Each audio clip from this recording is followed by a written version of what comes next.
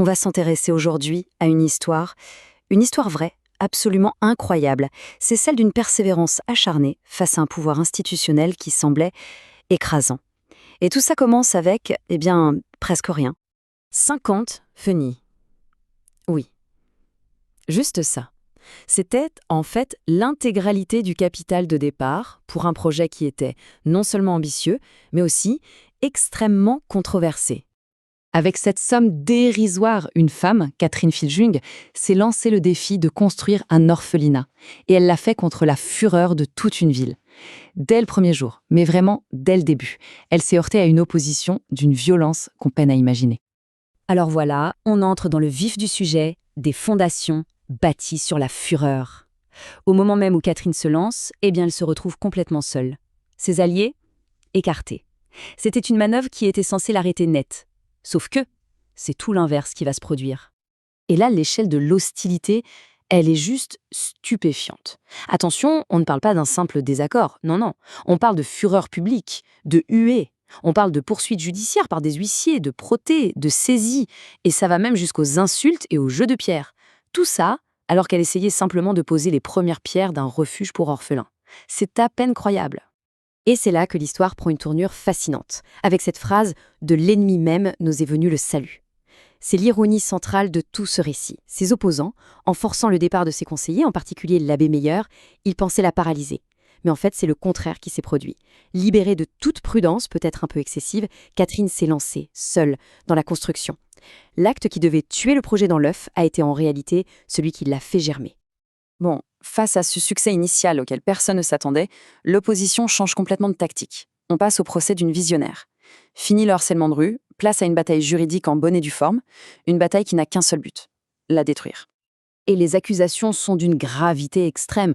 On parle de vol, d'escroquerie, d'inconduite. Rien que ça.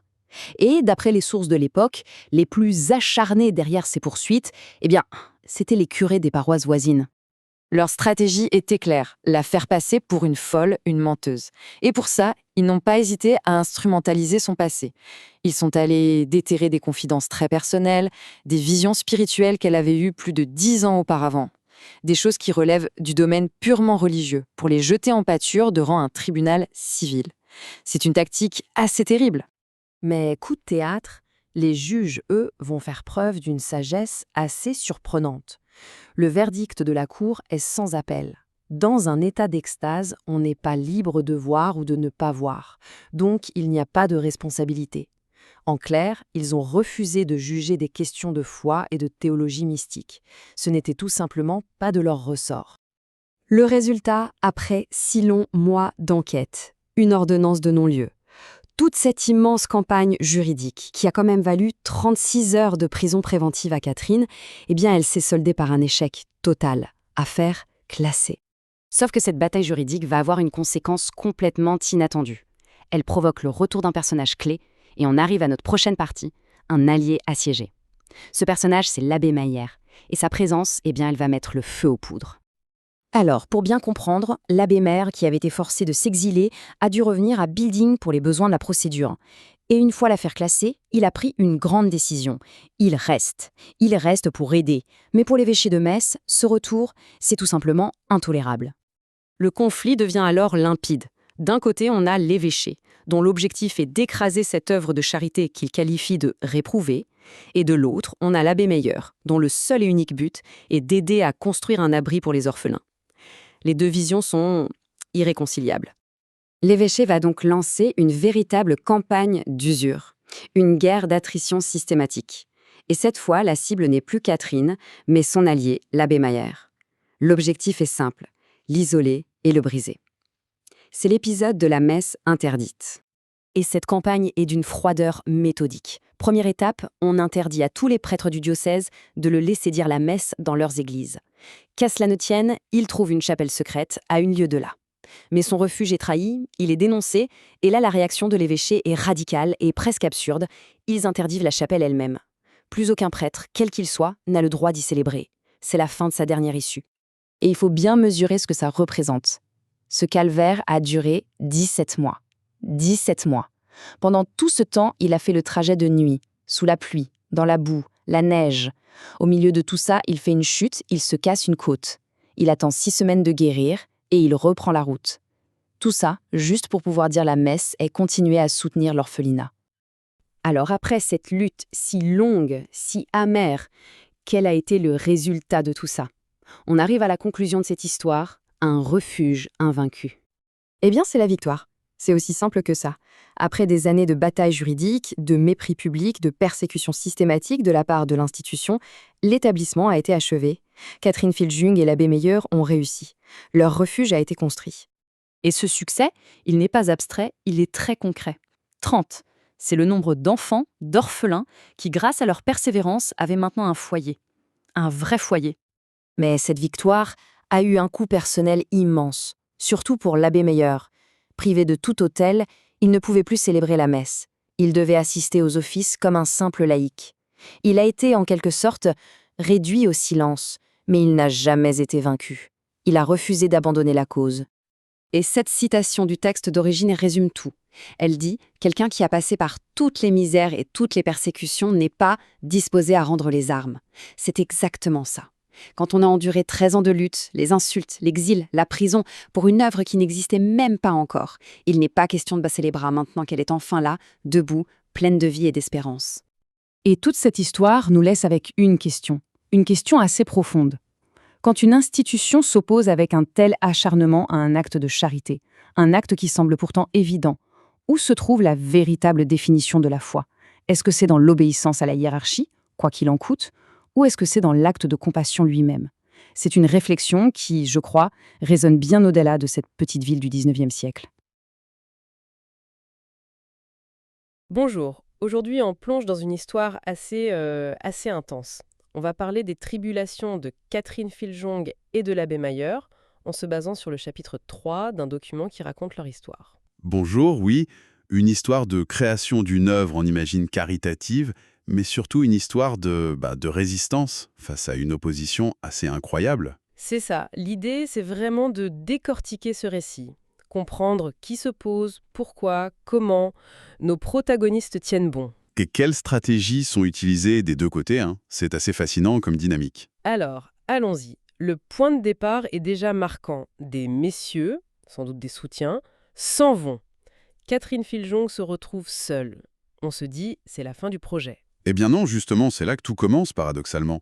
C'est comme si ce départ libérait quelque chose. Et elle démarre fort, les fondations de son œuvre, avec 50 pfennigs en poche. C'est C'est presque rien, non? c'est dérisoire. C'est un geste d'une audace folle, ou d'une foi immense, ça dépend comment on le voit. Surtout après avoir perdu ses appuis. Ça montre une sacrée volonté, en tout cas. Absolument.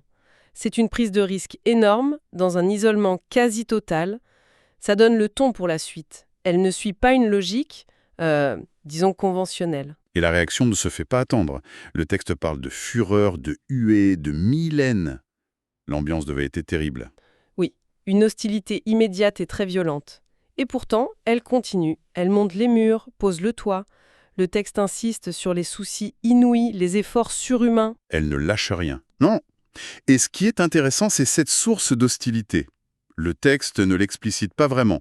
Le projet, la personne, le contexte local, difficile à dire. Mais il y a cette ironie que vous mentionniez. Oui, l'auteur souligne que le départ des messieurs, qui devaient signer la fin, a en fait permis le début. Il cite même l'écriture. De l'ennemi même nous est venu le salut. L'obstacle devient presque un tremplin. Incroyable. Mais bon, avoir un toit, ça ne calme pas les choses, bien au contraire. L'opposition passe à la vitesse supérieure. Exactement. On passe aux accusations judiciaires. Et pas des petites, hein. Vol, escroquerie, inconduite. Le tout porté devant le procureur impérial. C'est sérieux là. Très sérieux. Et le texte pointe le rôle actif des curés locaux et du successeur de l'abbé Meyer à Biding.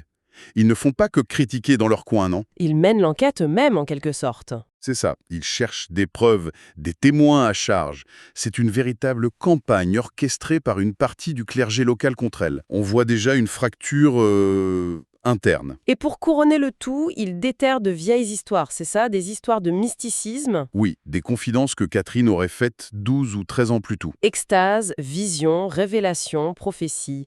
Des choses très personnelles et très spirituel. Quelle est l'idée derrière ça? C'est assez retors, en fait.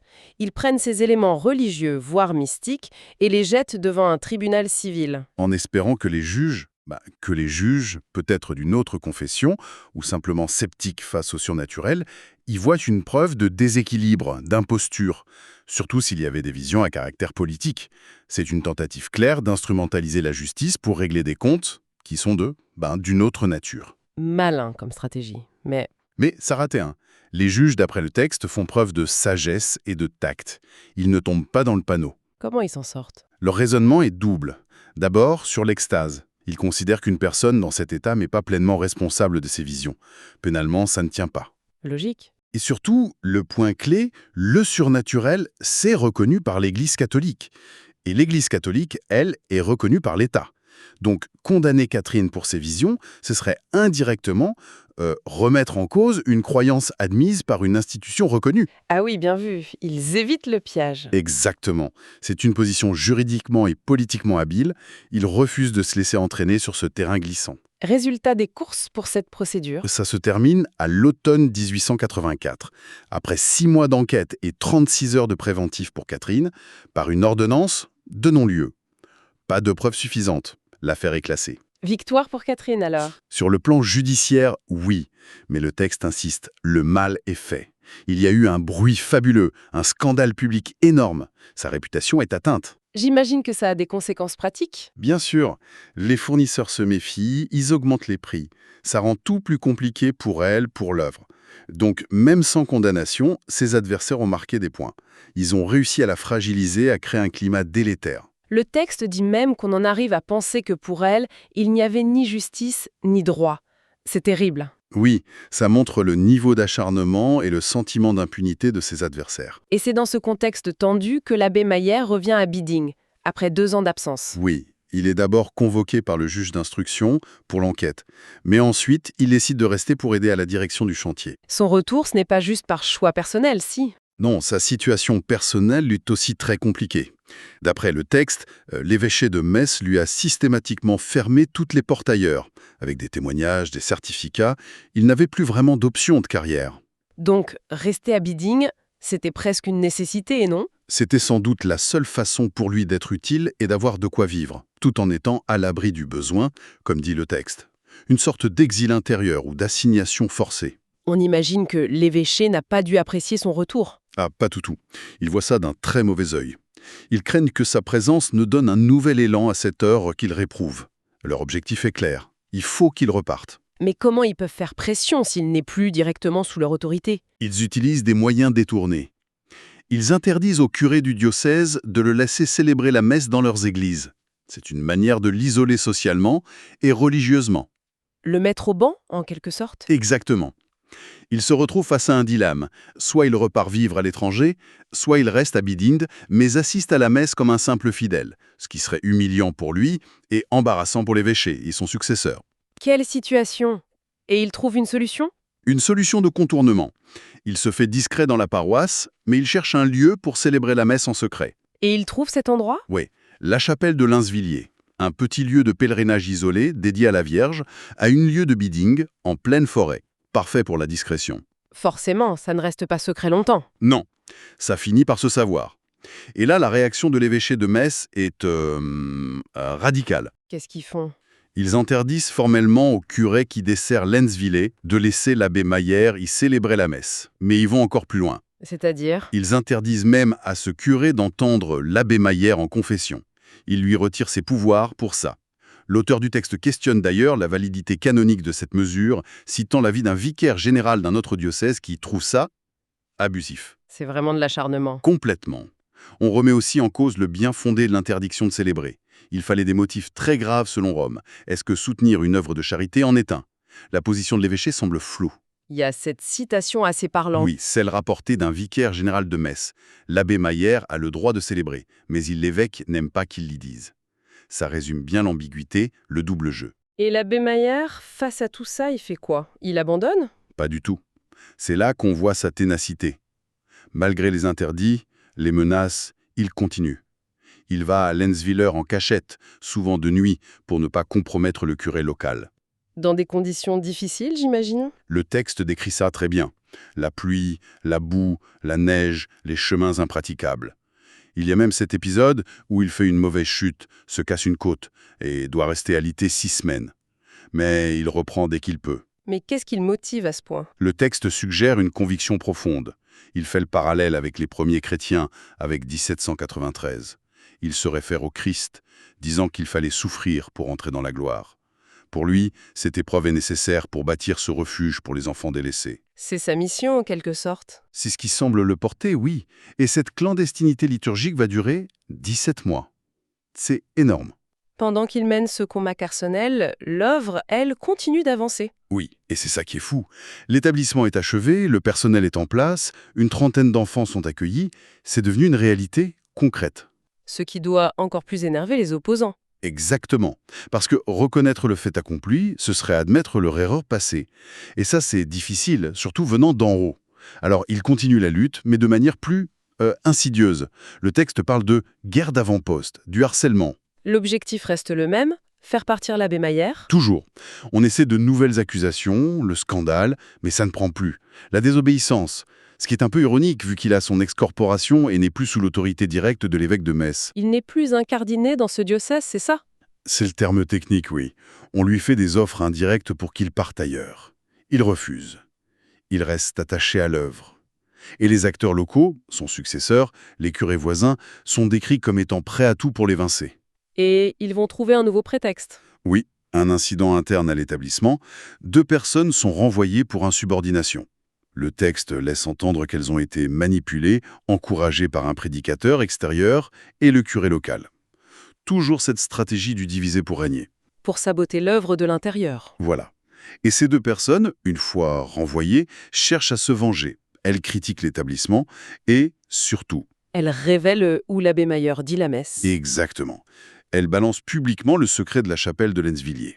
C'était l'information que l'évêché attendait. Et là, c'est le coup de grâce. Oui. La sanction tombe, nette et définitive. Interdiction absolue de la chapelle de Lenzwiller à tout prêtre, sous peine de suspense. Une sanction canonique grave. Cette fois, l'abbé Meyer n'a plus aucune issue pour célébrer. Il est coincé. Ses adversaires doivent penser qu'ils ont enfin gagné. C'est ce qu'ils croient. Ils s'attendent à ce qu'il cède, qu'il parte ou qu'il demande grâce à l'évêque. Mais ils sous-estiment sa résilience. Après tout ce qu'il a vécu, Exactement. 13 ans de lutte, l'isolement, la prison chez les trappistes, l'exil. Il ne va pas lâcher maintenant que l'œuvre tourne, qu'elle accueille des enfants. Son attachement est trop fort. l'opposition n'a pas compris ça. Non, ils n'ont pas mesuré la profondeur de son engagement, de sa conviction. Et donc, comment se termine ce chapitre? Quelle est la situation finale de l'abbé Meilleur? C'est une image assez forte. Privé d'autel, il cesse de célébrer la messe. Il assiste aux offices, mais comme un simple fidèle, au milieu des autres. C'est un sacré paradoxe. Oui, le texte le souligne bien. On a un prêtre en règle, franc de toute suspense et censure, avec un titre romain, missionnaire apostolique, mais qui ne peut plus exercer le cœur de son ministère. Pourquoi ? Parce qu'il a soutenu une œuvre de charité contre l'avis de l'autorité locale. Et il refuse de céder. Sa position est claire. Il ne partira pas, à moins que l'œuvre elle-même, pour son propre bien, ne le lui demande. Il reste fidèle à sa mission initiale. Waouh! Quelle histoire! Donc, pour résumer, on a suivi ce parcours incroyable de Catherine Fitjung et de l'abbé Mailleur, une détermination farouche face à une hostilité. Multiforme, oui. Locale, cléricale, judiciaire. Et ce qui est frappant, c'est que cette opposition semble presque avoir cimenté leur résolution, renforcé le projet au lieu de le détruire. C'est vraiment ça. Ça met en lumière la force de la conviction individuelle contre la pression institutionnelle. Tout à fait. Et ça montre aussi la complexité de ces conflits, où se mêlent le religieux, le personnel, l'administratif. On voit aussi les différentes stratégies d'opposition, de l'attaque directe au harcèlement plus subtil. Ce qui est fou, c'est cette impression que la persécution a presque servi de moteur, au final. C'est une dynamique qu'on retrouve parfois, oui. La résistance face à l'adversité peut décupler la détermination. Et ça nous amène à une réflexion peut-être pour conclure. Oui? Le chapitre s'arrête sur cette image de l'abbé Mailleur, réduit au silence liturgique, mais pas à l'abandon. Ça pose une question fondamentale et évidemment. Qu'est-ce qui permet à une conviction individuelle, surtout quand elle est ancrée dans une action charitable concrète, de tenir tête si longtemps à une autorité établie, même au prix d'un tel isolement et de tels sacrifices? Où se situe la frontière, parfois ténue, entre l'obéissance légitime et la fidélité à une mission qu'on estime juste? Une question profonde en effet. De quoi réfléchir. Merci beaucoup pour cet éclairage passionnant. Merci à vous. C'était une plongée intense dans ce récit.